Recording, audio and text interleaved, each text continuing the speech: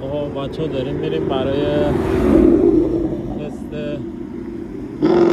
بوگاتی. صدای بوگاتی البته نیست، یه ماشین دیگه.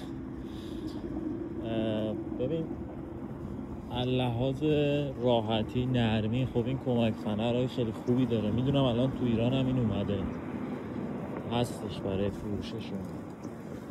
حالا ببین این راحت داره میره، ترمزاش خیلی عالیه، شتابش فوق العاده است. برم یه تست شیب ببین. الان اینو میخوام برم بالا، حالا بد نیست شما هم ببینید یه تست شیب ازش بگیرم. این شیب رو میخوام برم باش بالا بچه. خب اینه که میخواید بخرید، ببین الان این شیبو خیلی راحت، تازه من دستم تا ته رو گاز نیست، خیلی راحت داره میره بالا، خیلی راحت. این برای تست بعدیش باز ببین راحت، حتی من دورم بهش نمیدم، دارم گازم خیلی کم میدم به این دستا،